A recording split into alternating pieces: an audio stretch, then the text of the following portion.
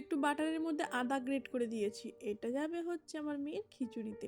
আর খিচুড়িটা সেদ্ধ করে নিয়েছি আজকে প্রেশারে। সাধারণত আমি প্রেশারে করি না, তবে আজকে সময়ের অভাবে প্রেশারেই করে নিয়েছি। মেয়ের খিচুড়ি তো এইদিকে রেডি। তারপর আমি স্নান টান করে চলে এলাম। এবার যাব হচ্ছে ঠাকুর ঘরে। আর জেঠুও কিন্তু তাড়াতাড়ি আজকে চলে এসছে। জেঠু মানেই ব্রাহ্মণ জেঠুর কথা বলছি। বৃহস্পতিবার লক্ষ্মী আরাধনা হবে, আর ব্রাহ্মণ জেঠু আসবে না এটা হতে পারে? তো ব্রাহ্মণ জেঠু প্রত্যেক বৃহস্পতিবারেই আসে আর কি। আর দেখতে পাচ্ছেন জেঠুর কি অবস্থা, ঘেমে একেবারে স্নান করে গেছে। অনেকটা বয়স হয়েছে তো জেঠুর কষ্ট হয় আসতে, কিন্তু তবুও জেঠু ঠিক আসে। যাই হোক, এদিকে আমার পূজা তো হয়েই গেল, আর জেঠু করে দিল। তারপর জেঠু চলে যাওয়ার পর আমি পুরো বাড়িতে ধুনা লাগিয়ে দিলাম, মানে ধুনা দেখিয়ে দিলাম আর কি। আর তো গতকাল এই ঘাস ফুসগুলো সব তুলে এনেছিলাম আমার ডাঙা থেকে।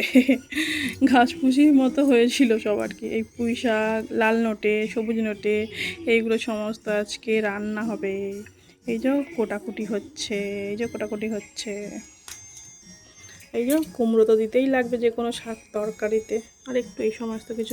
এই 2-3 রকমের শাক এবং 5-6 রকমের সবজি এমনিতেই কিন্তু অনেক টেস্ট হয়ে যায় একসঙ্গে পড়লে। এতে না আর বেশি কিছু মশলা দেওয়ার দরকার পড়ে না। তো সেই কারণে ভাবলাম বৃহস্পতিবার নিরামিষ দিনেই এটা করি। তো এই যে আমি এখানে শুকনো লঙ্কা আর তেজপাতা আর 5 ফোড়ন দিয়ে সবজিগুলোকে ভেজে নিচ্ছি। আর সবজির মধ্যে আছে কুমড়ো, বরবটি, মিষ্টি আলু, এই সমস্ত কিছুই আছে। মিষ্টি আলুটা এই কারণেই দিই যাতে শাকের মধ্যে এক্সট্রা করে আমাকে চিনি আর বা বাতাসা না অ্যাড করতে হয়। তো ওইগুলো ভালোভাবে ভেজে একটু আদা জিরে পেস্ট ছিল সেটা দিয়ে দিলাম, আর একটু দিয়ে দিলাম ওই হলুদ আর লঙ্কা আর লবণ আর একটু সামান্য জিরে গুঁড়ো। তো দিয়ে ভালো করে একটু কষিয়ে নিলাম। নেওয়ার পর এর মধ্যে অ্যাড করে দেবো তো শাক। তার আগে আমি পনিরটা একটু কাটা শুরু করে দিই। তার কারণ পনিরটা না ফ্রিজারে ছিল, সকালবেলা দেরি হয়ে গেছিলো বের করতে, দেখছি এখনও বরফ হয়ে আছে। তো ওটাকে বাদ দিয়ে আবার এখানে শাকটা দিতে এলাম। আর ওইদিকে আলুর একটু তরকারি করে নিয়েছি, ওর মধ্যে দেবো হচ্ছে পনিরটা। পনিরটা বরফ ছাড়ছে না বলে আমি অপেক্ষা করছি। তো ততক্ষণে ভাবলাম যে আলুর তরকারিটা করেই নিই, পনির আলু যেটা তরকারি করব।